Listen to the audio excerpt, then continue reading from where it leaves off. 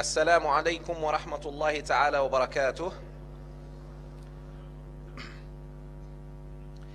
أعوذ بالله من الشيطان الرجيم. بسم الله الرحمن الرحيم. الحمد لله والصلاة والسلام على رسول الله وعلى آله وصحبه ومن والاه. رب اشرح لي صدري ويسر لي أمري واحلل عقدة من لساني يفقه قولي. Respected brothers and sisters in Islam, our honorable guest Shaykh Hamza Yusuf, ladies and gentlemen, it is our honor to welcome you all and welcome Shaykh Hamza Yusuf and his wife to Malaysia, the land of beauty, the land of peace, and the land of spirituality. May Allah Azza wa Jal make this gathering a gathering of khair, gathering of ilm, gathering of hikmah. Ameen, ameen, ameen. I would like to say a few things before I call upon our dear beloved Shaykh Hamza Yusuf to deliver his speech about the devil's trap. Allah Azza wa Jal says in the Holy Quran, Inna ash-shaytana lakum aduwwun fattakhidhuhu aduwwa. Indeed, the shaitan is an enemy for you, therefore consider him as an enemy. This is what the Almighty Allah Azza wa Jal tells us, we the children of Adam. The mission of the shaitan in this life is to make sure that all of the children of Adam go with him to Jahannam, wal-iyadhu billah. But Allah Azza wa Jal said to him, لَيْسَ لَكَ عَلَى, you don't have any sultan over those who are mukhlasin. May Allah make us among al-ibad al-mukhlasin, those who always repent to Allah Azza wa Jal and have sincerity in their hearts. Nur ala Nur Academy, Nur Inai Bookstore, and An-Naqi, as well as so many other organizations, have worked diligently to organize this beautiful gathering with Masjid Wilaya. May Allah subhanahu wa ta'ala reward each and everyone involved in this program. Ameen. An-Naqi for Islamic Solutions is an organization that mainly deals with solutions in the Islamic finance. But with the help of Allah Azza wa Jal, we're trying to expand beyond Islamic finance to social aspects, educational and intellectual aspects especially, as well as other aspects inshallah. So please do visit the website www.annaqi.com. Also in cooperation with Nur ala Nur Academy, which is an academy that is specific and quite unique, as I said 2 days ago. It is quite unique because we do offer Islamic sciences, teaching of the Quran in English language. Why English language? Because simply it is a spoken language for many Malaysians and many expatriates, and we need to reach these people, inshallah. So please also visit www.nuralanuracademy.com and visit us also in our academy. Jazakumullahu khairan. May Allah bless each and every one of us. Without further ado, I would like to call upon our dear beloved Shaykh Hamza Yusuf to speak to us about the devil's trap. Assalamu alaikum wa rahmatullahi ta'ala wa barakatuh.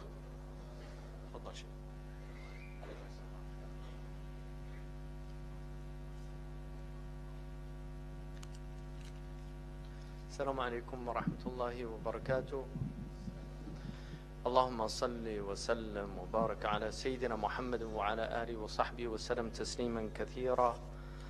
اللهم لا علم لنا إلا ما علمتنا إنك أنت العليم الحكيم. اللهم علمنا ما ينفعنا وانفعنا بما علمتنا وزدنا علما. اللهم افتح علينا فتوح العارفين ووفقنا توفيق الصالحين.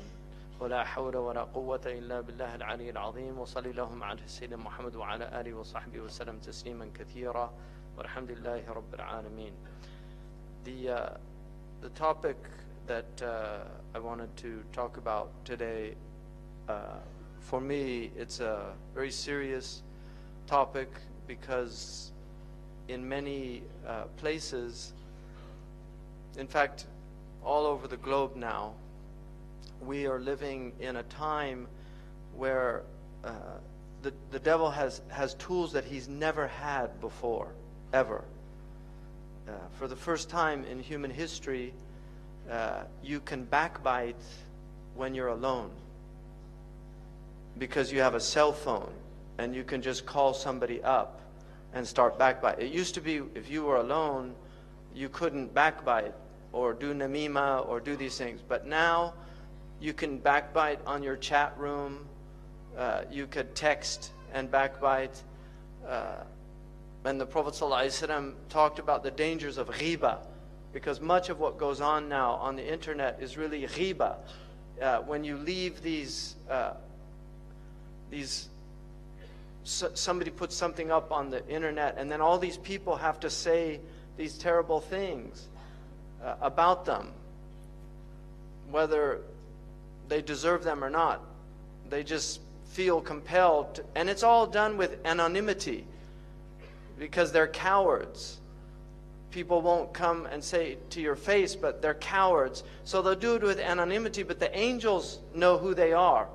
You can be Killer 23 on the internet, but the angels know that you're Abdullah, the son of Abdullah, and they'll write that down.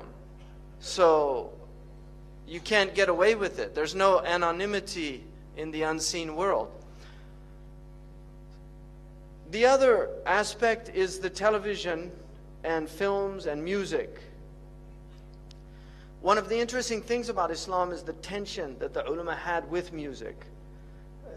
Nobody can make a blanket statement that it's mujma' alayh. If you read Shawkani and Nail al-Awtar, he has a section on this and talks about the khilaf that existed about music. Imam al-Ghazali, Abd al-Ghani al-Nablusi, and other great scholars have sections about sama', which is a sacred type of music that they thought was a good thing and permissible. But the ulama were very wary of music because they understood how powerful music is and how seductive it is and the effects that it has on the soul. This actually goes back to the ancient Greeks. Plato in the Republic, Socrates is the voice that he uses, but Plato in the Republic actually outlaws certain types of music in the Republic because they were so harmful to the soul. And ethos theory is the theory of the effect that music has. In fact, Al-Farabi, who wrote Kitab Al-Musiqa Al-Kabir, the big book of music, which I have in my library, it's a huge book, very heavy. It's one of the earliest works, serious works on the science of music. Al-Farabi was known for being able to make people laugh, cry, become sleepy, or become excited based on maqams that he would play on the oud. He could literally make people cry. And this is well recorded. And this is what you find when people go to concerts. They get very agitated. They have to move. They don't know why, but they have to move. They can't stop moving because the music is having an effect on them. There's demonic effects that sounds have, and then there's angelic effects that sounds have. And so the ulama were very concerned about the demonic effects of sound. And they understood that one of the things that the demons have always used is music to lure people away. In fact, in the hadith about Dawood alayhi salam, who sang the Psalms, he had a beautiful voice and he sang, which is musical, but it was angelic. Shaitan got a little band together and he put it on the side of the road, and the people on their way to hear Dawood would stop and listen to the band of Shaitan, and they would forget about Dawood. And so this was the tension that the ulama had. And it's very important that that tension exists, because nobody can make a blanket statement that music is entirely haram, and nobody can make a blanket statement that it's halal. And so that tension is there so that Muslims never go too far into that thing. Because now you see in the West, people listen to music all the time. They're always plugged in. They get in their car, they turn on the music. They walk, they put in their earphones, and they listen to their music. And people have long playlists. They spend a lot of money on these things. And so they're lost. They don't have free time to think anymore, because their lives are filled with sound. So the demons have immense tools that they've never had before, and they're using them very effectively. And we're, unfortunately, the people of haqq, are not using them effectively at all. And Allah says, عَاقِبُوا بِمِثْلِ مَا عُقِبْتُمْ بِهِ. Fight with the tools that you're being fought with. The jihad of this age is between the ears. The jihad of this age is between the ears. Because this is the battlefield, is the mind of human beings, and by extension, the heart. So what I want to begin with a hadith which is muttafaqun alayh in the mustalah of the people of hadith. It means that both Imam al-Bukhari and Imam Muslim relate this hadith in their books. They relate it in a section called Bab al-Fitan. The fitna in Arabic is a very intriguing word, because one of the meanings of it is intriguing, right? In other words, it pulls you in. So a fitna, the Arabs, I don't know why, but the Arabs call some of their daughters, they call them fatina, which means she's a fitna. She's somebody that causes fitna, right? In other words, she's attractive or seductive. You're attracted to her. So fitna is something attractive about it. People like fitna. I'll give you an example. You have Muslims that don't do anything. They sit around, they watch TV, maybe they go to the masjid. But when a fitna happens, suddenly they become so active. And they're on the phone, and we have to do something about this. And they really get active, because fitna excites people. There's something compelling about it. And this is why in the Sahih al-Bukhari, when fitna happened, one of the greats, and this is the beauty of the Sahaba, because they were one of the many beautiful things about them. They knew that the Prophet ﷺ loved poetry. The Prophet loved good poetry. He particularly liked Ibn Abi Sult, who was one of the spiritual poets of the Jahili Arabs. He liked Labid and others. And in al-Bukhari, he quotes a poet. The Prophet himself never used poetry himself, but he listened to it, and he enjoyed listening to it at times. And he said, "Inna min ash-shi'ri la hikmah." In shi'r is wisdom. When the fitnas used to come, the Sahaba said, Ibn Uyayna relates this hadith in al-Bukhari, that they used كانوا يتمثلون بإمر القيس. They would remember the words of Imr al-Qais. الحرب أول ما تكون فتية تسعى بزينتها لكل جهول. When war first shows up, it's like a decked out woman seducing every ignoramus. That's from Imr al-Qais. When war first shows up, it's a seductive woman who's decked out with her zina. And the young men, they get excited and they run. حتى إذا اشتعلت وشب ضرامها. Until the conflagration happens. And suddenly you're engulfed in the flames of war. ولت عجوزا غير ذات حليل. It becomes an old hag who's lost her husband. شمطاء ينكر لونها وتغيرت مكروهة للشم والتقبيل. Ugly, foul-smelling. Nobody wants to kiss or hug her. This is what they used to quote when war started, to remind them that war looks good until you're actually in it. and then you see that war is hell. And this is why the Prophet said, لا تتمنوا لقاء العدو, Sahih al-Bukhari, do not desire to go to war. It's a disease in the heart. But he said, if you're forced to, فَثْبُتُوا, be brave. But it should not, it's a sickness in the heart to want to go and kill other people. So this chapter is in the chapter of fitna, which also means civil strife. Al-fitnatu ashaddu min al-qatli. Fitna is worse than killing. Here it means persecution. So it can mean persecution. It can mean civil strife. Like when you have civil wars, is called fitna. It can also mean confusion. So it has many meanings.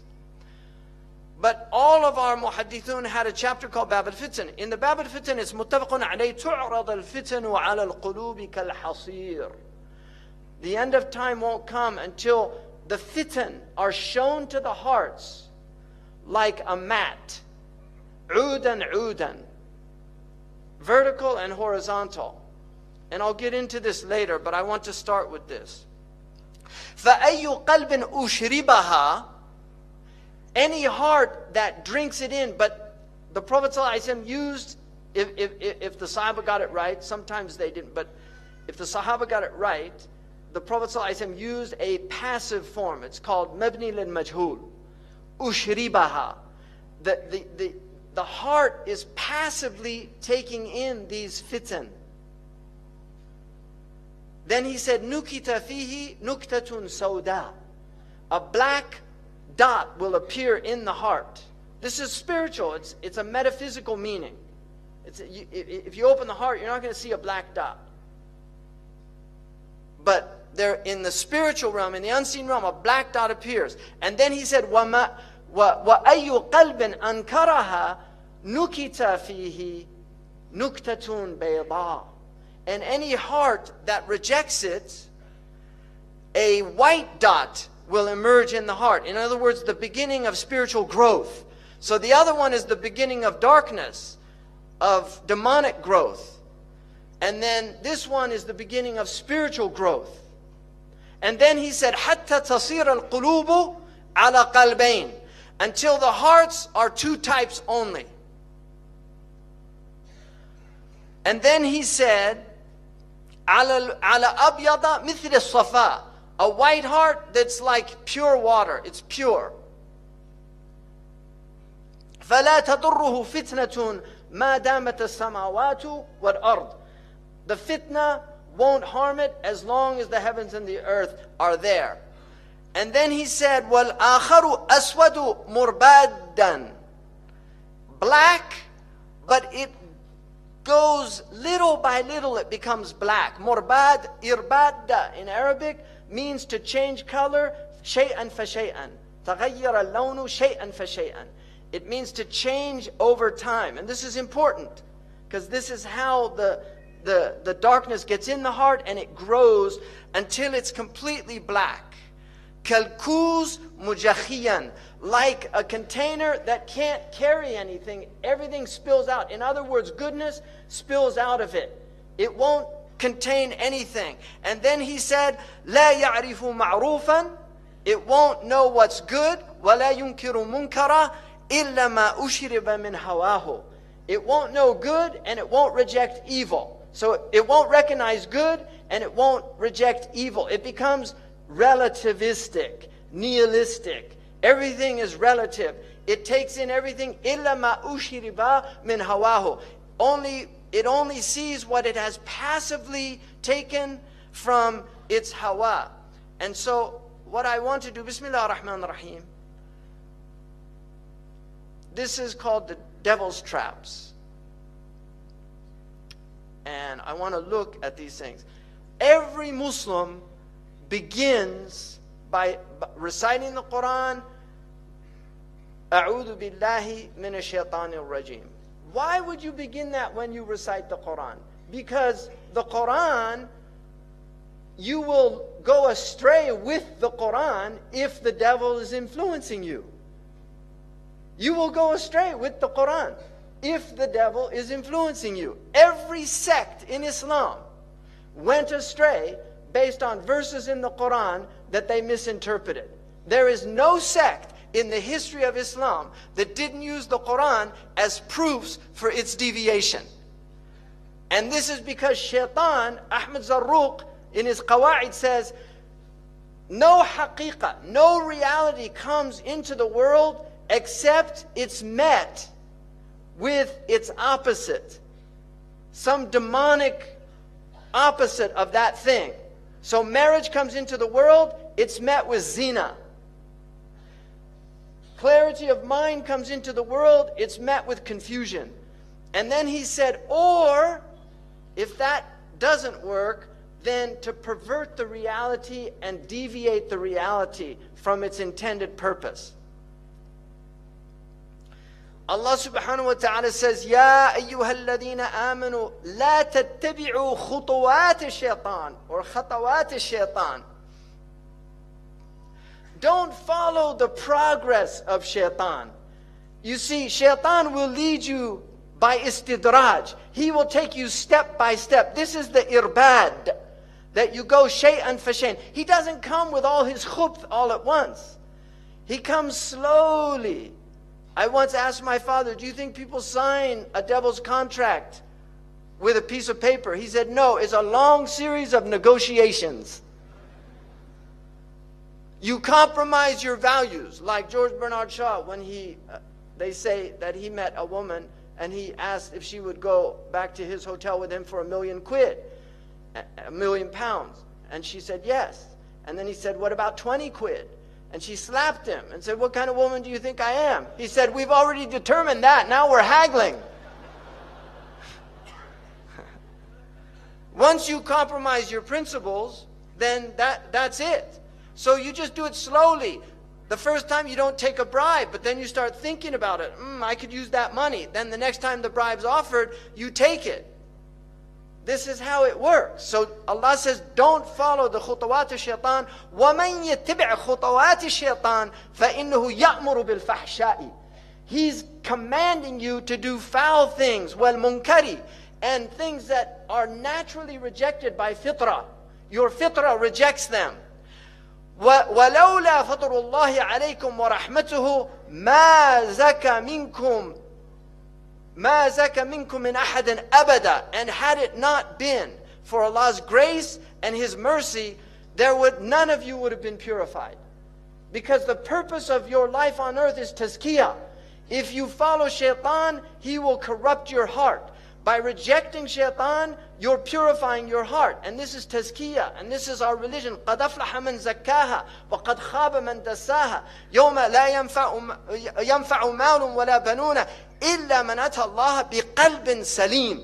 On that day, nothing will avail the human being. No benefit except the one that comes with a pure heart, with a sound heart, with a wholesome heart. So this is what shaitan wants to do. وَلَكِنَّ اللَّهَ يُزَكِّي مَنْ يَشَاءُ.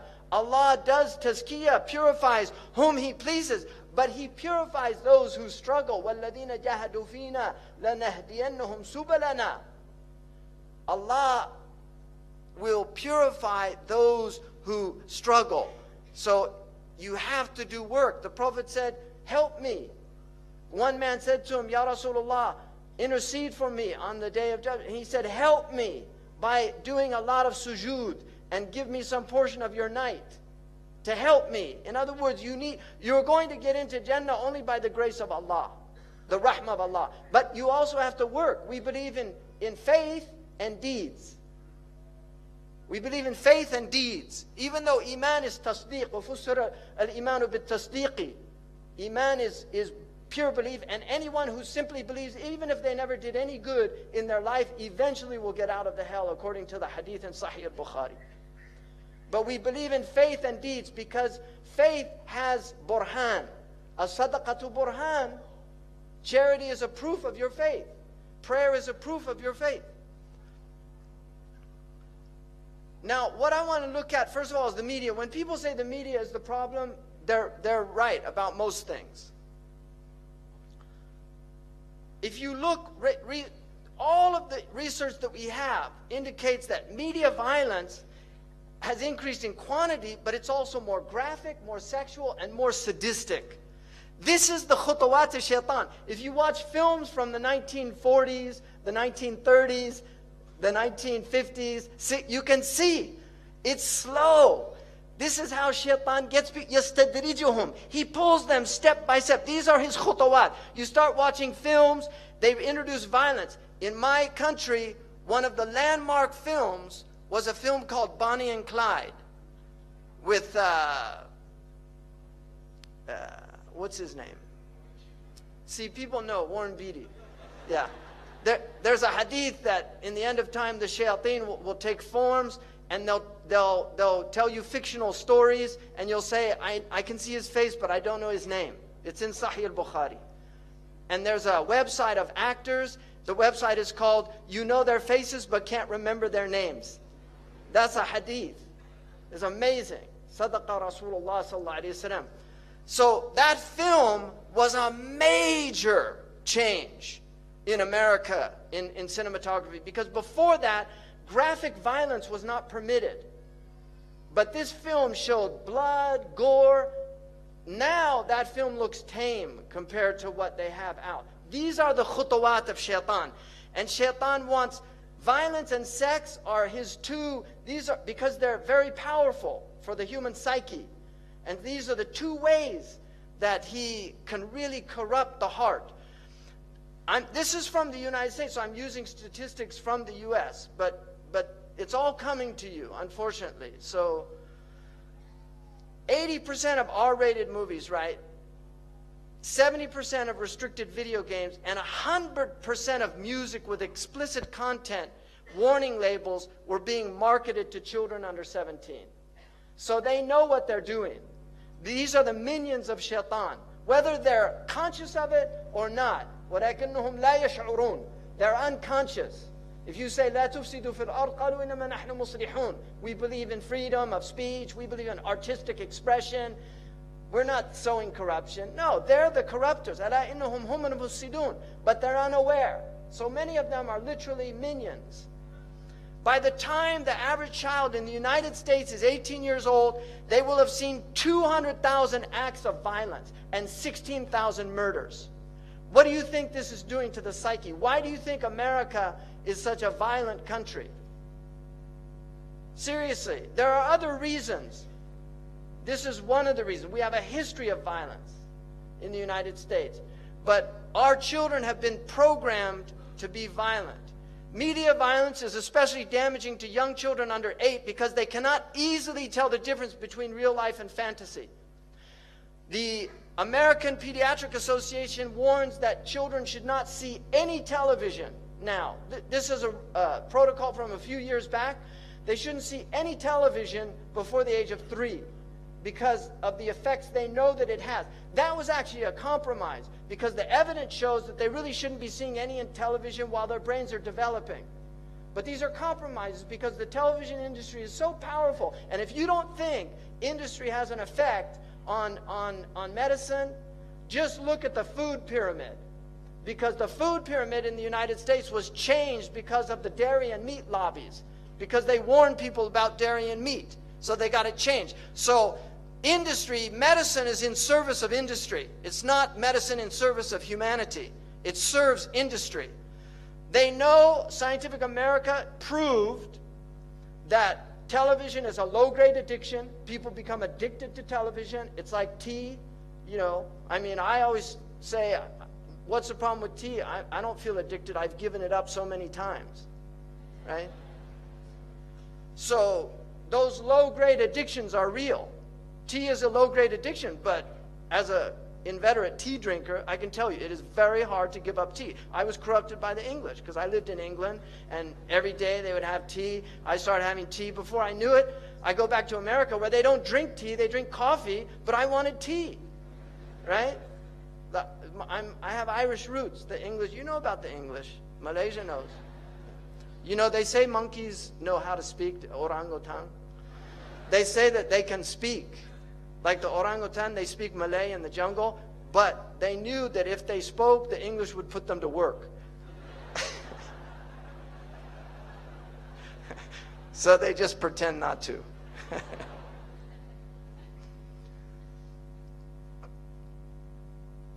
So, TV and film. You have so much children's violence. This is a cartoon for children. You know, this is traumatic for kids. Trust me. I have a person I know who was a child psychiatrist, and he told me he had so many children that had Disney film trauma. Every single Disney film has a dead mother or a mother who dies in the film. Why do they do that? It's traumatic. They know what they're doing. Disney is an evil empire. And this is not a joke. Disney is an evil empire. And why does Disney spread this global message out to turn little girls into princesses? We don't want, all you need is one princess in a country. Or maybe, okay, you have 9 sultanates, so you have to have more. But you don't want a lot of princesses in a country. You want women that will serve, that will work, that will do things. They don't expect everybody to do it for them. And I know the sultanas here serve and do things. That's true. But the Disney princess is served. And all the children are little warriors. So they have this violent attitude in their film. I mean, look at this. You know, it's just unbelievable.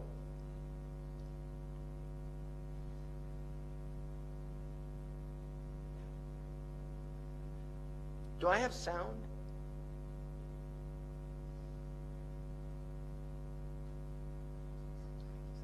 I put it up. Where's the sound? Okay, hello, Earth. So good to see you. Seeing me. We know you find TV irresistible. And Hulu.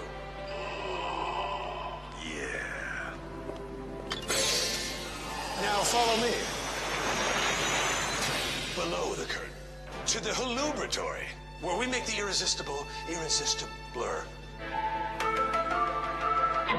They killed Kenny! You are correct, sir. And our latest silver bullet, Hulu Plus. Full seasons and full series runs of your favorite shows in your new favorite place. Everywhere. You see, this is your brain on TV. This is your brain on Hulu. So close. And this is your brain on Hulu Plus. And this is your brain with a little sprig of mint. Hulu Plus. That's hot. An eviler plot to destroy the world. Enjoy. You know, people think that's a joke. Trust me, that is no joke. That's Iblis. I mean, the thing about Iblis, he has fun.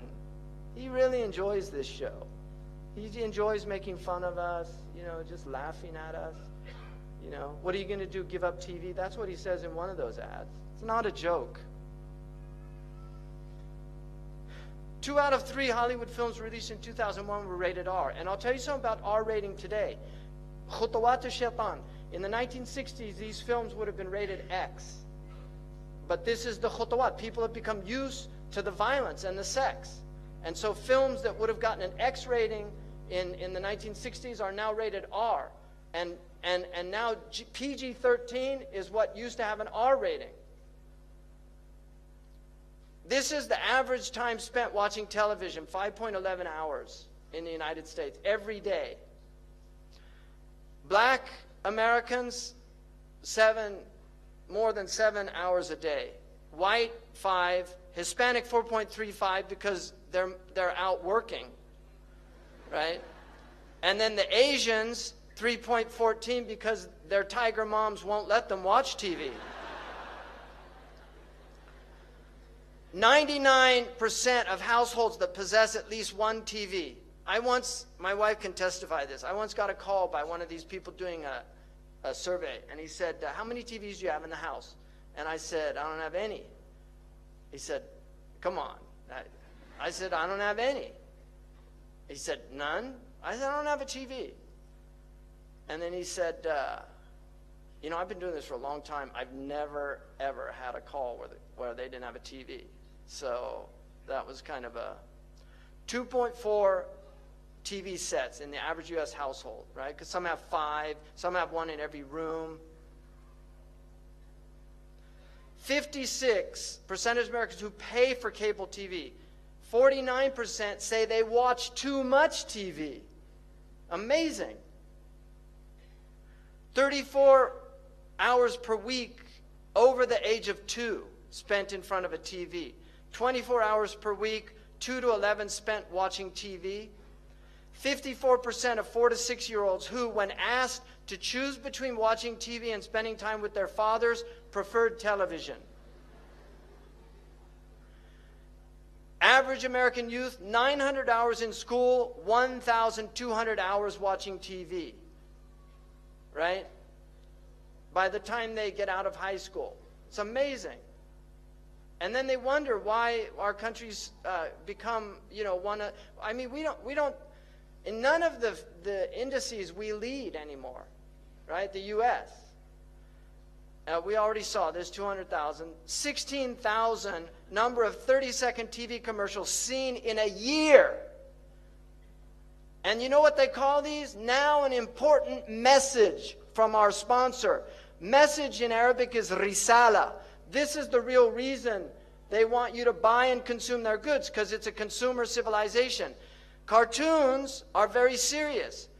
This cartoon was done, it's for adults. The man that does this cartoon, literally, he's an atheist, doesn't believe in anything, makes fun of everything, cynicism, everything's a joke. Kids watch this show. It's a very sophisticated show. This is all about ghosts and demons and the occult. The Scooby-Doo has all these occult themes in it. And then you've got, here's the father of the family, right, Homer Simpson. And there's his relationship with his kid, right? The level of violence during Saturday morning cartoons is higher than the level of violence during prime time. You've got all these cartoons here now, and your kids are growing up on this crap. And you really have to think seriously, garbage in, garbage out. You have to think seriously about what's being done to your children's minds if you're letting them watch TV. There are 3 to 5 violent acts per hour in prime time versus 20 to 25 acts of violence on Saturday morning. Children imitate what they see. If you put a kung fu film and you put a bunch of 8-year-olds and they watch a kung fu film, by the time the film's done, they're all kicking each other. Right? It's a simple fact of life. Music is another area. 2.5 hours per day for teenagers in the United States listening to music. 2.5 hours per day. And as somebody who grew up in America, coming from a musical family, I have so many lyrics that I wish I could sue the people that took that space of my brain, because I would much rather have other things in there. So I have lyrics from, I'm not going to age myself, but I have lyrics from, and empty lyrics, So, I mean, some of them were interesting, but not very many. One of them was advertising signs convince you to think you're the one that can win what's never been won, that can do what's never been done. Meantime, life goes on outside all around you. So that's a useful little piece of lyric, right?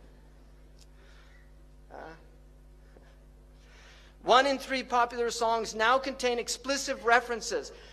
Khutuwat, you see, songs used to be like, if you go back to the 1960s, the 1940s and 30s, listen to the songs. Don't, but I can tell you. They were innocent lyrics, mostly innocent lyrics. Some of them had subtle things, but people couldn't work them out unless they were sophisticated. But most of them were just simple lyrics, right? Even in the 1950s, you ain't nothing but a hound dog, right? Crying all the time. Came in late last night, about 10:30. That gal of mine wouldn't let me in. Move it on over. Move over, little dog, because the big dog's moving in. He's in the dog house, right? These are the type lyrics they had. Or teach your children well. Their parents' hell did slowly go by. Don't ever ask them why. If they told you, you would cry. Just look at them and sigh and know they love you. That's about parents.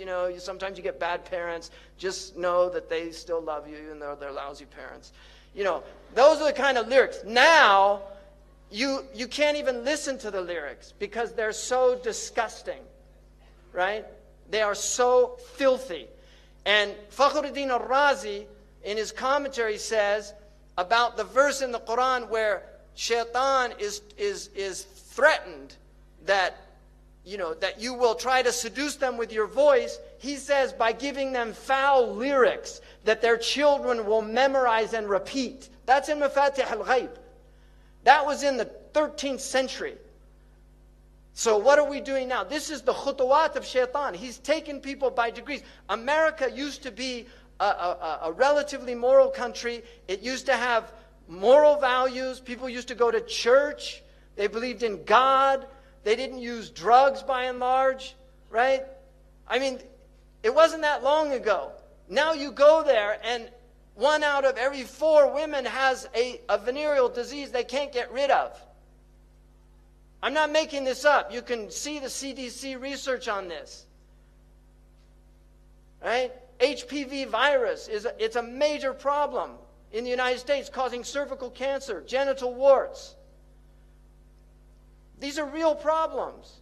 And now they're promoting sexual behaviors that are pathogenic. They're promoting pathogenic behaviors that, you know, in America, you have all these advertising against saturated fats. You know, like a Big Mac is not going to kill you if you eat 1 of them. It'll do some damage, but it won't kill you. Even if you ate 100 of them, it's going to make you sick, but it's not going to kill you. But 1 time of rectal intercourse can be a death sentence. 1 time. And yet in America, they have all these ads warning people against saturated fats, and there's no ads warning them against deviant sexual behavior. Why is that? Because there are lobbies that say that that is hate speech. Why is that? It's not right. You should warn young people that you can get a venereal disease that you'll never get rid of. And as somebody who worked as an RN, I worked 2 years with a gastroenterologist. I saw firsthand the effects of rectal intercourse. And this is why it's prohibited for males on males or males on females. It's haram in our religion. It's not about homosexuality. It's simply about this sickness. Because if you do that, you will get very serious sicknesses. Your sphincter loses its control. One of the things, a miracle of the Prophet, is he said that the people of Lut, they couldn't control their wind in their majalis. It's in the hadith that they used to pass wind because they lose, the sphincter is no longer doing its function because they've ruined the function by doing something that was never meant to be done. But they don't teach people this. They say, oh, it's normal, embrace yourself.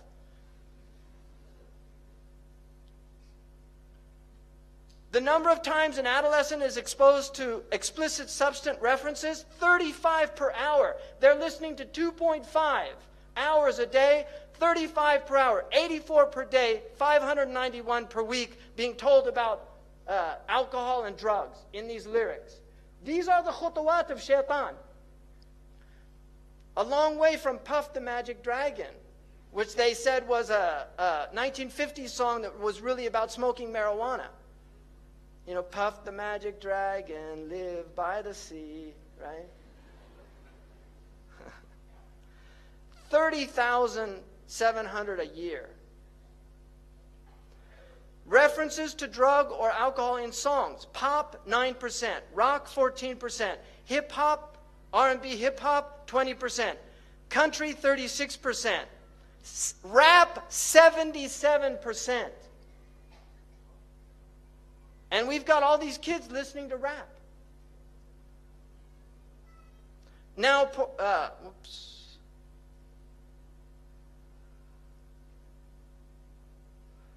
the effects of video gaming.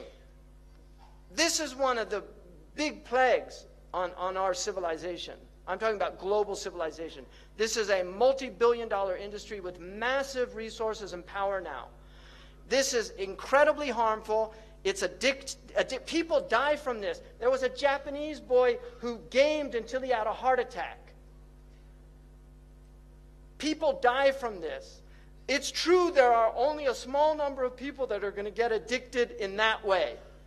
But this is what Islam is, a rahmah to people. So it prohibits things that are harmful. Anybody who studied fiqh knows there's a section on bi'. It's prohibited to sell alatul lahu. It's haram to sell games.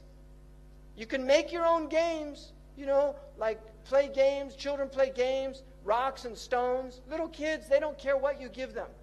But to sell things and make money off lahu is prohibited in our sharia. Nobody talks about this anymore.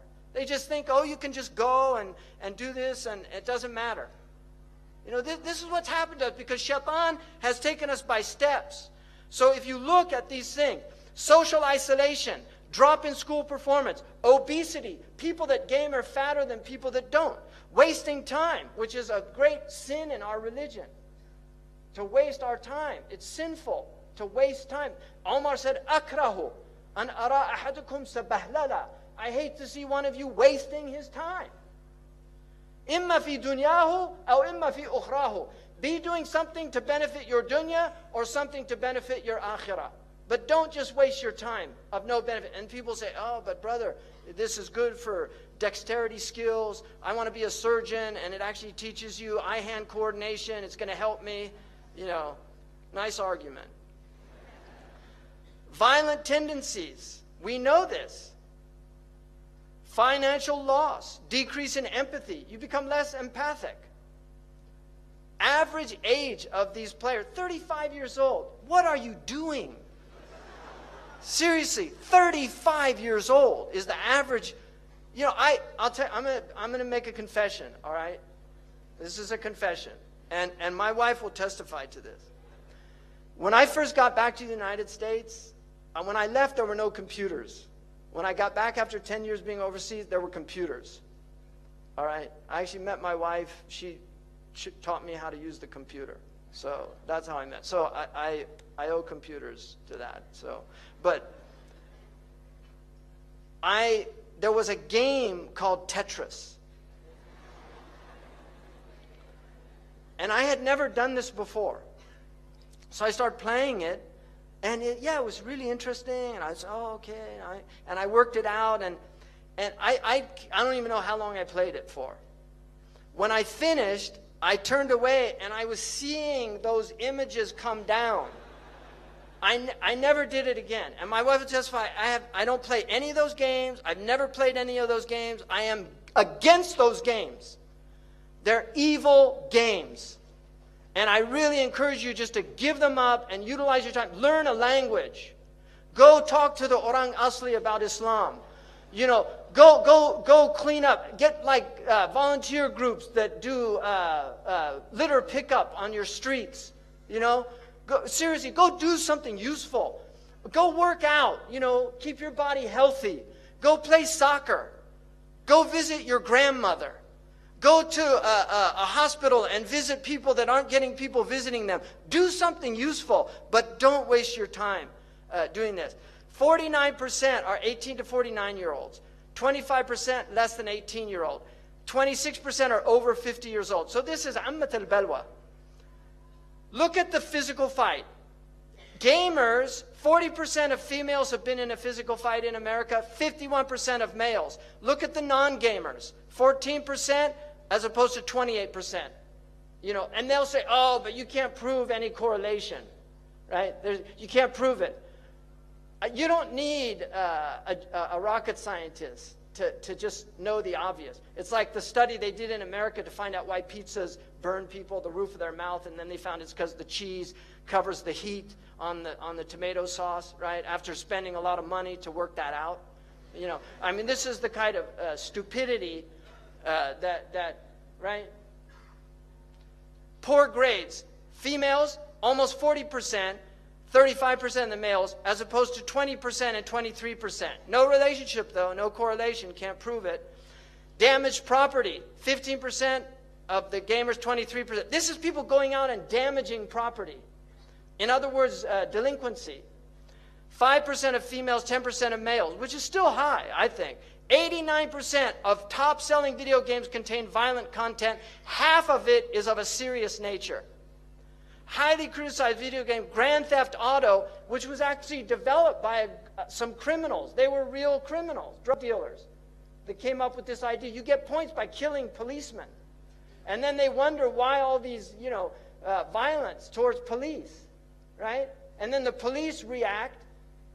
It's a two-way street in America. If you notice in a lot of these situations, they completely disregard the police. They don't do what they tell them. They say, get on the ground. They don't get on the ground. It's a major problem. And the police use excessive force, especially against African Americans. It's a horrific situation that we have in the United States against poor people. These police forces, and now they're giving them commando equipment. They look like they just got off the desert war, right? They have tanks in small towns in America. Shaitan gets you little by little, step by step. We used to have policemen that didn't carry guns in the United States. England used to have policemen, they didn't carry guns. They called them bobbies. You asked them a question. Right? Now they have Uzis or whatever they're using. They don't use Uzi. I don't know what their gun is, what their weapon of mass destruction of choice is in England. The game grossed $300 million in the United States by the end of 2002. Now we're in the billions. It was banned in Australia. Good for them. Good for the Aussies. Look at this industry. He takes you by steps. I mean, look, you're looking, this is 2008. It was almost $12 billion. It's a lot of power. When you have that kind of money, you can buy judges, you can lobby people, you can do immense things. This is the world that we live in now that's been created. Just watch this scene. This is a game. This is a game that people play.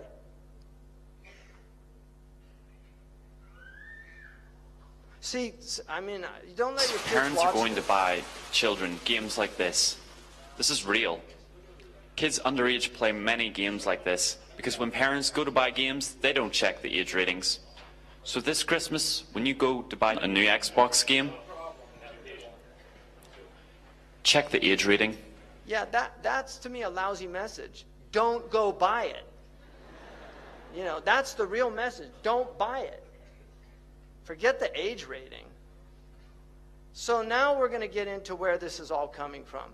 This is a book from the 15th century. It's a picture of the devil, and this is something, Muslims used to sometimes depict things, Kitab al-Bulhan. But I want you to look at his hands. You see this sign? I don't even want to do it on film because people will take a clip and then have me in one of those pictures doing that sign. It's an evil sign. Don't do these signs, right? And kids watch Spider-Man and then they want to do the sign because Spider-Man does it, right? And you don't want to be a Spider-Man, right? You want to be a human man, right? Not an arachnoid, a humanoid. These signs, even this one, which I don't like doing, but that sign, Muslims should not do that sign. That actually comes out of magic. These are signs that were... They're magical signs. We have no symbols in our religion. Even the crescent and the moon, it's a Seljuk tradition. The Prophet ﷺ had no symbols in his religion. It's one of the miracles of our religion. We do things in cultures. This is urf, where you greet people. Even some of the ulama considered waving to be makruh because they said it was isharat al-nasara. And you see this in the books. I mean, that for me is a little extreme. I don't follow that. But that was my point, is they were very cautious about these symbols because they know these symbols have meanings. This is why gangs do all these symbols, right? Because this is demonic stuff. So that is a very important symbol. Now, this is what they worship, these Satanists, Baphomet.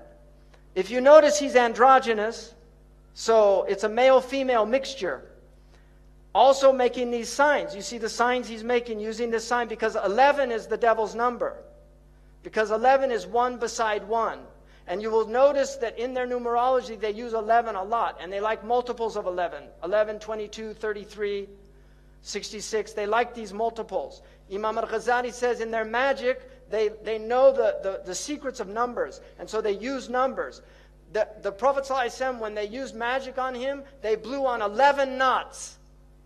11 uqda. And this is why the Mu'awwidhatayn has 11 ayahs, because it protects against their magic. So this is real stuff, people. I'm not making this up. This is real stuff. You either believe it or you don't. And if you don't, it's at your own peril. But this is real stuff. Sihr is a reality in the world, and people practice magic. And one of the practices is through the eyes, seducing the eyes in television and spectacle. It's the sihr of the ayun. You can see Madonna imitating here Baphomet, right? Because she's one of them, and she's a numerologist. She is a numerologist. She practices numerology. This is Lady Gaga, that everybody's gaga about. People tell me, oh, you've got a lot of followers on your Twitter or something like that. I don't even know. I did Twitter one time and regretted it. But people said, and I said, to me that means nothing. Lady Gaga's got tens of millions of followers. So the devil has plenty of followers on Twitter.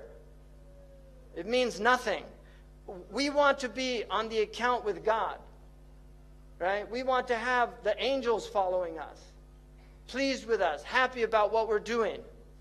Now, Maleficent, you could see Disney, they used to have films where the witch was evil, and now they entice them. This is the fitna.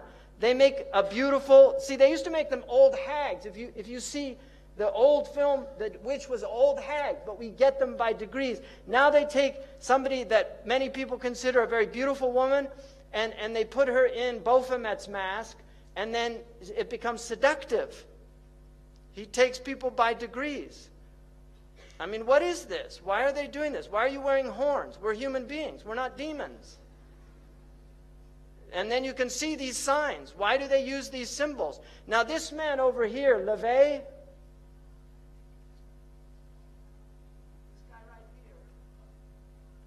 Anton LaVey started the Church of Satan. He wrote a satanic Bible, and he explained that symbol that they're all doing, that you saw on that Muslim graphic of the devil, that symbol, he said, was a curse symbol of devils. That's the way they put curses on people. Right? And you've got people at rock concerts, they're all doing it, thinking it's cool. Marilyn Manson was a follower of Anton LaVey. He has tens of thousands of people go to his rock concerts. He has them openly denounce God. Openly. He says, I want you all to reject God tonight. And they all do it. So this is real stuff, people.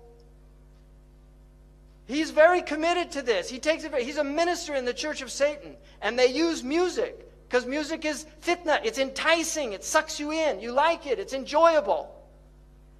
This is what he looked like when he was a little kid. And this is one of their symbols also. They use astrological symbols. This is him on stage.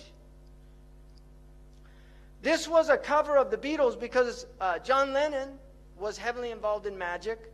He was a follower of Aleister Crowley, who was a magician and has massive influence on Western civilization.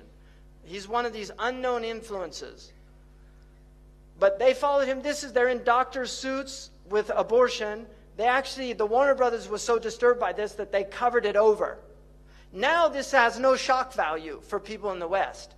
But in those days it had shock value. But this was an album cover that they chose. Because they believed in free sex. Free sex necessitates abortions because people get unwanted pregnancies. Right? This is khutawat al-shaytan.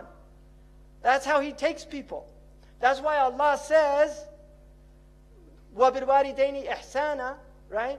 Allah says, وَلَا تَقْتُلُوا أَوْلَادَكُمْ خَشْيَةَ إِمْلَاقٍ. Don't kill your children out of fear of poverty, but then, وَلَا تَقْرَبُوا الْفَوَاحِشِ. Don't go near the fawahish that will make you want to kill your children.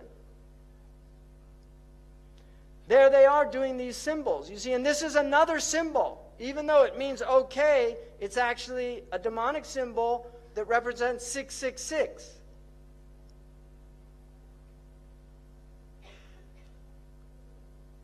There you can see in the background doing the symbol, the Masonic hand. This is a Masonic symbol. When you see them doing that, it's a Freemasonic symbol. The number 23 in numerology is one of their numbers.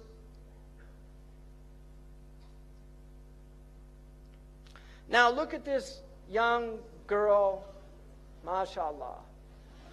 So wholesome, this Disney girl, right? Look at her, just wholesome Disney girl, country singer, right? Hannah Montana. If you notice, they use also backwards. It's haram to recite the Quran backwards. This is well known because in magic they recite things backwards. Aleister Crowley taught them to learn how to talk backwards. John Lennon actually knew how to speak backwards. There's recordings of him speaking backwards. And they do backmasking on their albums where they actually play things in reverse. Led Zeppelin, followers of Aleister Crowley, did this on one of their albums. So you're getting literally magical messages. Hannah can be spelled either way, forward and backward. Hannah, right? Oprah, what's her production company's name? Harpo. So when you see these backward things, you know you're dealing with people that are into this magic. Now here's Miley, right? I mean, it's unbelievable. And this with her little horn hair, right? What is this? She had millions of followers of little kids in America, and this is what she turned into. And if you look, you see, where did she get that? Kali, a demon from the Hindu tradition of destruction, because this is a destroyer of the innocence of youth. She has literally, she's possessed by Kali. And she couldn't stop putting her tongue out. She was even asked, why do you do that? She said, I feel compelled to do it. Because this is who's really moving things around, Kali, a demon. And we believe in demonic possession, people. One Direction. Let's go crazy, crazy, crazy till we see the sun. I know we only met. I mean, look at this. I only know we only met, but let's pretend it's love. And never, never, never stop for anyone, meaning your parents or God. Whoa, whoa, whoa, whoa, whoa. That should be whoa, like slow down. But it's not. It's tonight, let's get some. Okay, and most of you, I don't know if you have these idioms in Malay English, but in American English, that is a very clear idiom about, I don't think I need to say anymore. So let's pretend it's love. In other words, it's lust, but let's pretend it's love and just get some. This is promoting free sexuality. And don't think that they put that Muslim in there by accident or because he was talented. They knew exactly what they were doing. Zayn Malik is a minion of these people. This is a simple fact and a reality. And I'll say it openly and publicly. This is being live streamed. People can make fun of me. They can laugh at me. They can think I'm crazy. They said the same thing about the Prophet ﷺ, so I'm not ashamed of being called Majnoon. If they could say it about the best of creation, then who am I to reject that honorific title from the people it comes from?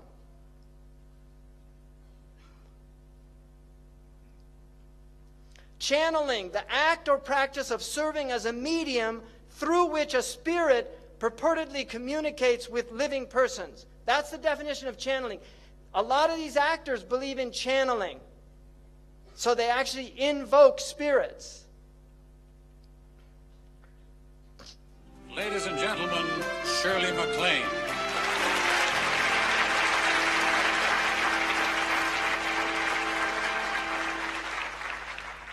When people ask me, who is my role model in this business, I say you, Jack. I think why you're my role model has to do with the way you relate to vanity, or the lack of it. I mean, I have to tell you, I just adore the fact that you don't care how you look. I adore how you commit to the part. You don't care about your little bald spots. You don't care about your stomach. Remember that wonderful stomach.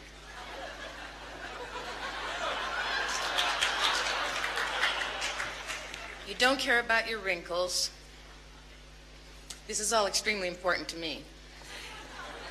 Doing a love scene with Jack Nicholson is absolute middle-aged bliss.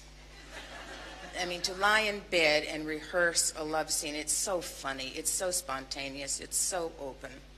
We're lying in bed and we're rehearsing the astronaut Garrett Reed love scene. He's explaining to Aurora what it was like to walk on the moon. She's loving it. And then we launched into the first take, and two voices came out of you. Do you remember this? Two voices, and they were simultaneous words, but they were two levels of sound. And I looked over at you. You were amazed. I was amazed, and you said, "Well, sure, Cheryl, I'm many different people." I said, "No, Jack, you're channeling." So I'm many different people. That's literally what the devil says in the New Testament when he's asked what his name is. He says, "My name is Legion." Right? A lot of different names. Two-toned, coming out, two voices at the same time. That's clear. They do what's called method acting, where they invoke. Crowley said the quickest way to invoke a spirit is through acting. So they do a method technique, and they stay in character for the entire film. Jack Nicholson, in some films, scared people because he would play psychopaths. And he would stay in character even when the filming wasn't being filmed. And it was like he was possessed, because that's what they do. Heath Ledger, who played the Joker, and that had previously been played by Jack Nicholson, when he was killed, they told Jack Nicholson and asked him what he thought. He said, "I warned him about that role." That's what he had to say. So this is Anton LaVey. The birth of TV was a magical event foreshadowing its satanic significance. TV's infiltration has been so gradual. You see, khutuwat, it goes slowly, so gradual, so complete that no one even noticed. So people, 50 years ago, you couldn't have shown the violence. It's gradual, but now it's happened. People say, "What happened?" It was slow. It took time. Shaitan has till Yawm al-Qiyamah. Anzirni. Give me time. And Allah said, "You have till Yawm al-Qiyamah." And he said, "I'm going to get them all. I'll get them all." He has time. He's slow. He works slow. He works at you slowly. Shaitan takes his time. People don't need to go to church anymore. They get their morality plays from television and the movies. That's what teaches them morality. Many of you already read my writings indicating that TV is the new God. There is a little thing I neglected to mention up till now. Television is the major mainstream infiltration for the new satanic religion. Anton LaVey wrote this. Now, this is a man who had several actors and actresses that were his followers. They were literally his followers. So he's not talking as some kind of marginalized. This is somebody who had influence in Hollywood. And one of his followers had a heavy influence on many of the major directors in the United States. Dajjalic culture. Inni la'undirukumu. I'm going to warn you about the Dajjal. وَمَا مِن نَبِيٍّ إِلَّا وَقَدْ أَنذَرَهُ قَوْمَهُ. No prophet except he warned his people. وَلَكِنِّي سَأَقُولُ لَكُمْ فِيهِ قَوْلًا. I'm going to tell you something. لَمْ يَقُلْهُ نَبِيٌّ لِقَوْمِهِ. No prophet said it before him. إِنَّهُ أَعْوَرٌ. He has one eye. وَإِنَّ اللَّهَ لَيْسَ بِأَعْوَرٌ. He doesn't have one eye. You're God. This God has one eye. Why is there so much one-eye symbolism amongst these entertainers? Have you ever seen anybody when you take a picture and he says, "Hold on, hold on"? I've never seen any normal person do that. Why do they do this? Because this is their religion. They worship the one-eyed God. Horus, he's called in Crowley's mythology. Why are they preparing our children for one-eyed characters? Why? Why? The minions. They're actually called the minions in this film. Why are they doing this? Why do they all do these one eyes? What's going on? Why are all their symbols with one eye? What's happening? And then the pyramid, because they believe in a pharaonic structure. They believe in an elite and then everybody else, the masses that just follow them and do what they tell them. And this is Crowley doing the 11. That's the 11. And there's one of his minions saying, do what thou wilt. Because that was Crowley brought a book that he said was given to him by a spirit in Egypt. And it's called the Book of the Law. And he said the only law is do whatever you want. There's no more rules. And this has always been what the elite have done. Now they're letting the masses have the law of the elite. This is what the elite have done. They don't believe in morality. And this is the occultic nature. This is what the Hashashin, they didn't believe in morality. They had 9 degrees. When you got to the highest degree, they told you the Sharia is a myth in order to keep people in control. Religion is just a control mechanism. They don't believe in religion. They just use it to control the masses. But now, it's end game. Shaitan's coming out. So, we don't need religion anymore.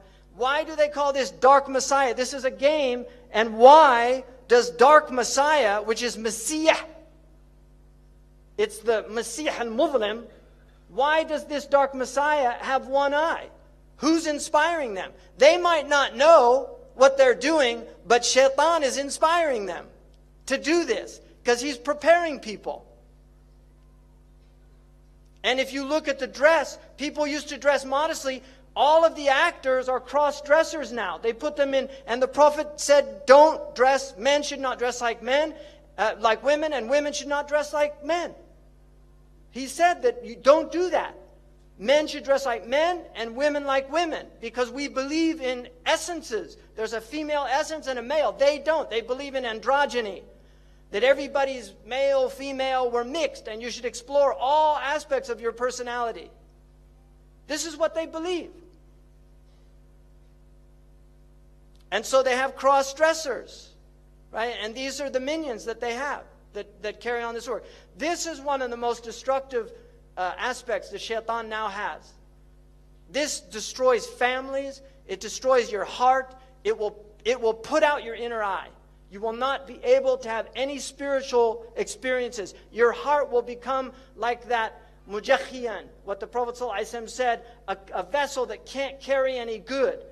إِلَّا مَا أُشْهِرِبَ مِنْ هَوَاهُ. Because this is all hawa. And porne in Greek means prostitute. One of the tribulations is the faces of prostitutes.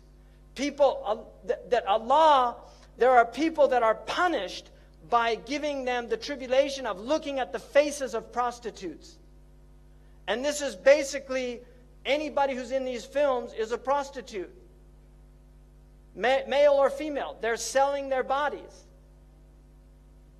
Look at the stats, people. Look at the Muslim countries. This is the searches per capita. Look what's happening to us. And then you're wondering why we're being, why this punishment is coming down on us. What's happening to our people? How has Shaitan been able to do this? Because we forgot. We left all the protection. We left the awrad. We left the wird of the Quran. The ahraz that the Prophet gave us to say every morning and evening. We're supposed to say these things. أعوذ بكلمات الله التامات من شر ما خلق. There's evil in the world. You're supposed to seek protection from it. We're supposed to protect ourselves, guard our hearts. This thing is a precious thing. It was created to know Allah. It wasn't created for these things. And Islam is a pure religion. The Muslims that migrated out of India called it Pakistan. The land of purity. Muslims are supposed to be pak. They're supposed to be tayyib. The Prophet said, at-tayyibun at-tayyibat. This will corrupt the heart. It will make it aswad mirbad. Black. Internet websites, 4.2 million. 12% of total websites. Pornographic pages, 372 million. These are sound stats. Daily pornographic search engine requests 68 million. 25% of total search engine requests. What's happening to us as a species?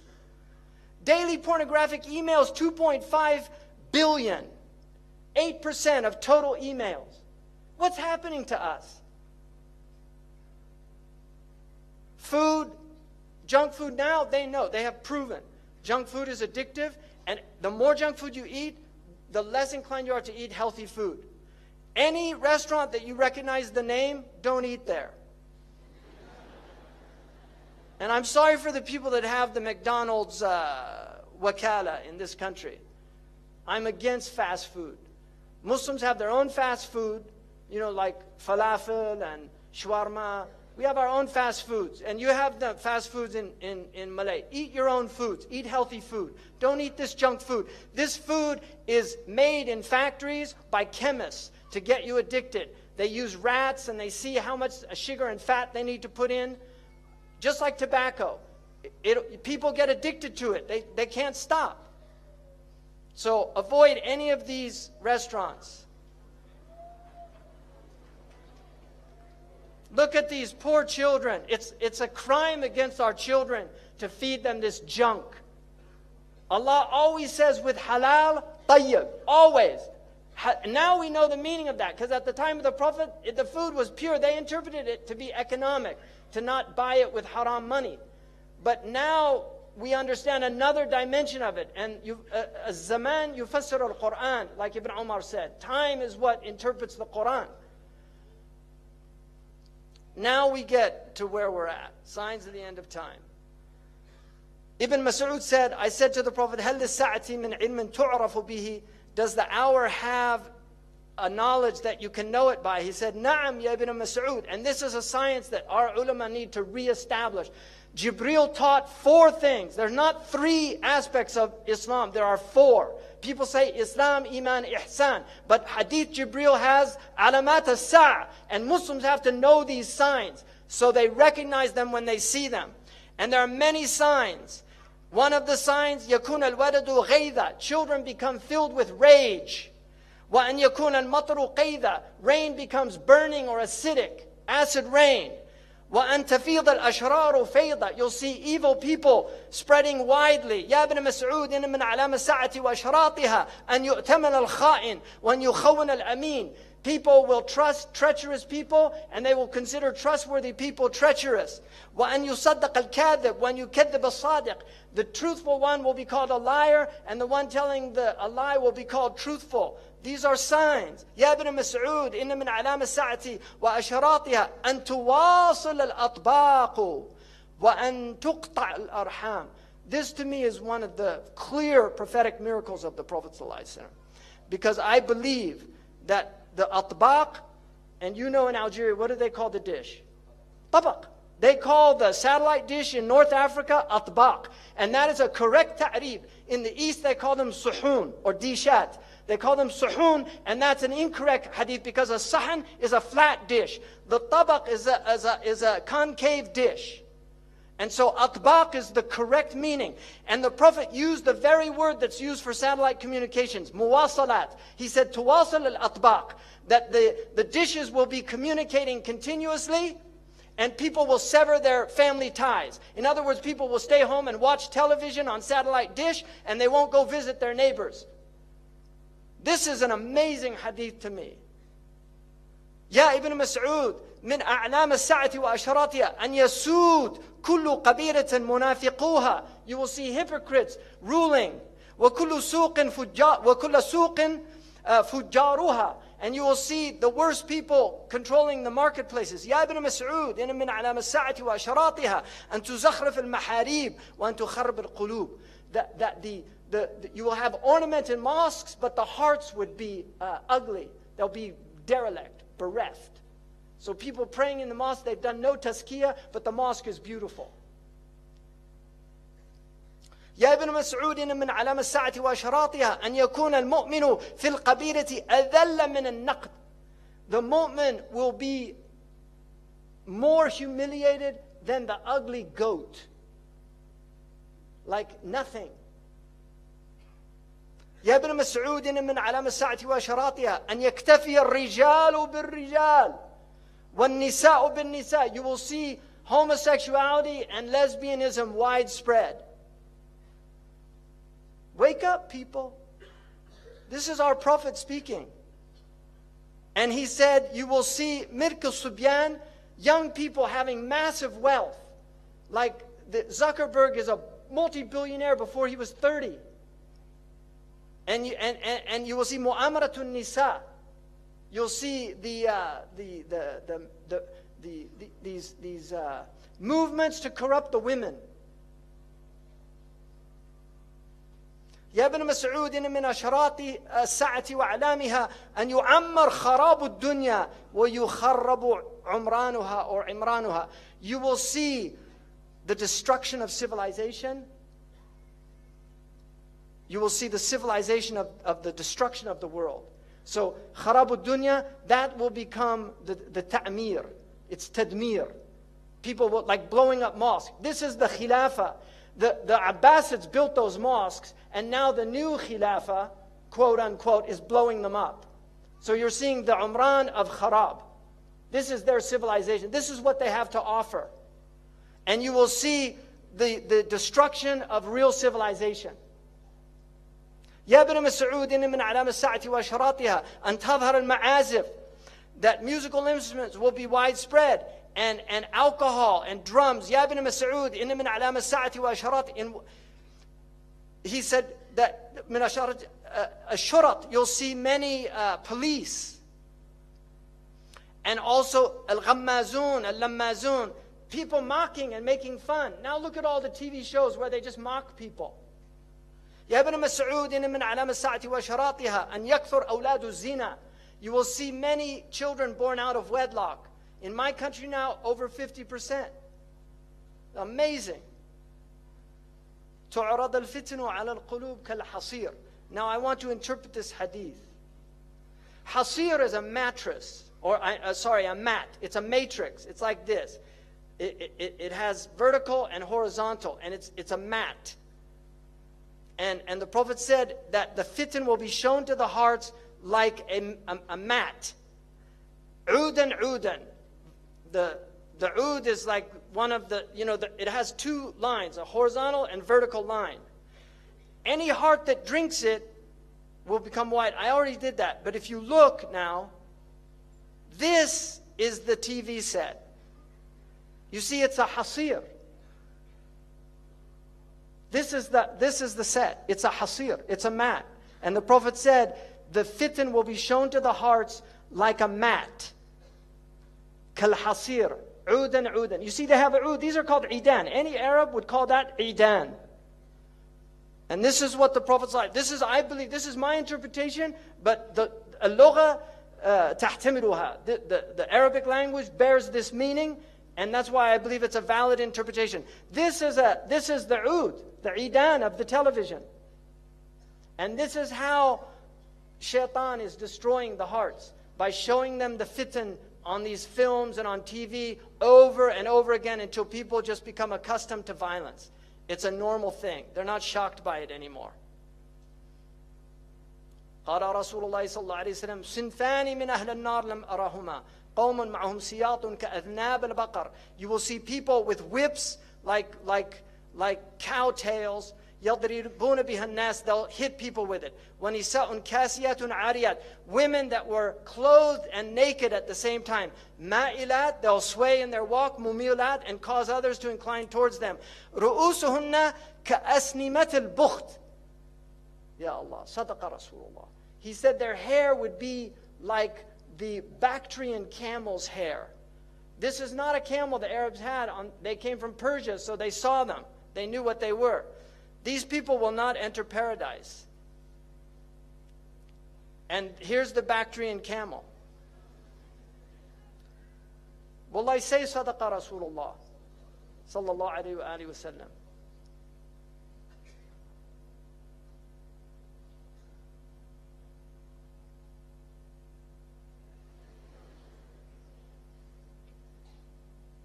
La ilaha illallah. Allahumma salli ala Sayyidina Muhammad.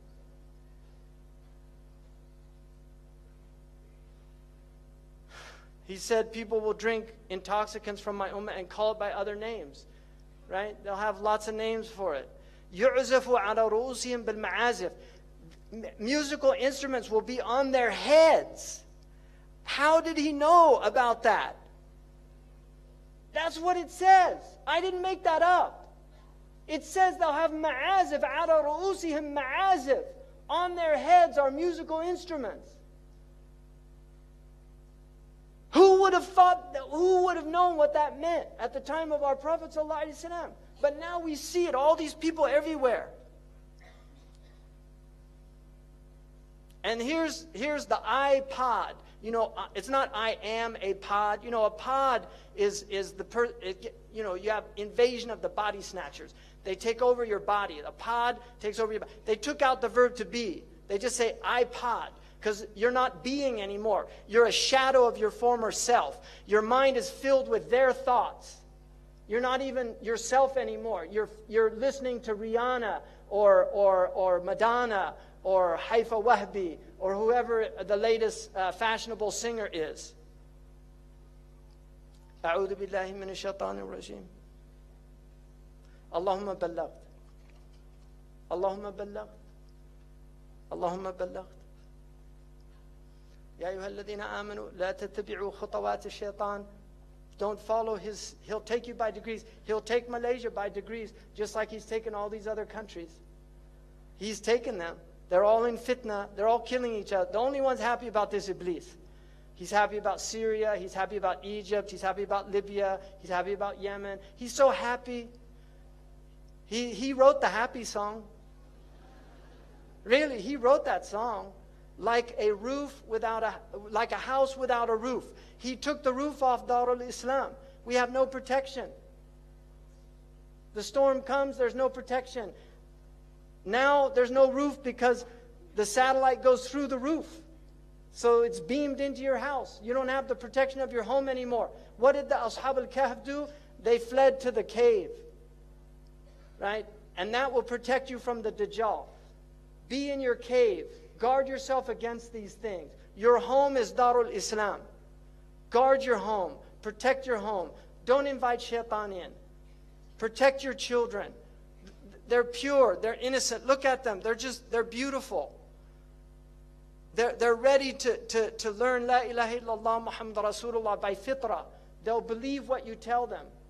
But if you put them in front of these things, they'll stop believing.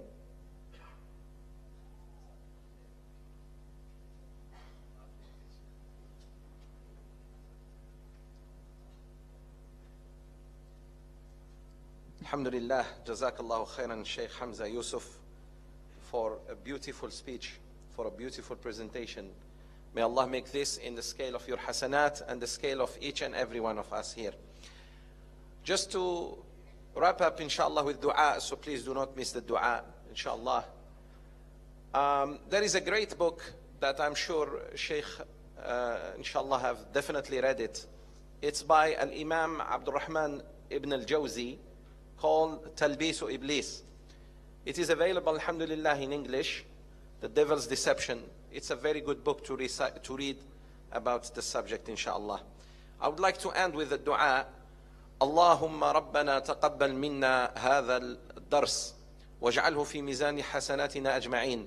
Allahumma ighfir lana warhamna wa'afina wa'fu anna wa akrim nuzulana ya arhamar rahimin ya rabbil alamin. Allahumma arina al-haqqa haqqan warzuqna ittiba'ah وأرنا الباطل باطلا وارزقنا اجتنابه. اللهم إنا نسألك العفو والعافية والمعافاة الدائمة في الدين والدنيا والآخرة. اللهم علمنا ما ينفعنا وانفعنا بما علمتنا وزدنا علما وزدنا فهما وزدنا حكمة وزدنا تطبيقا. وصلى الله وسلم وبارك على نبينا محمد وعلى آله وصحبه أجمعين. سبحان ربك رب العزة عما يصفون وسلام على المرسلين والحمد لله رب العالمين. Thank you very much for coming. Wassalamu alaikum wa rahmatullah.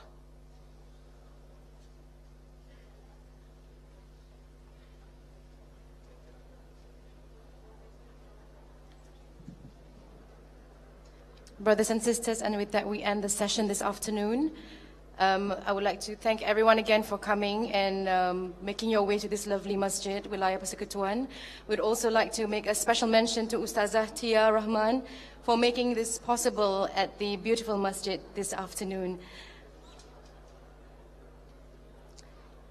Inshallah, we'll see you again at the next event for Shaykh Hamza at the UITM. And with that, wabillahi tawfiq wal hidayah. Wassalamu alaikum warahmatullahi ta'ala wabarakatuh.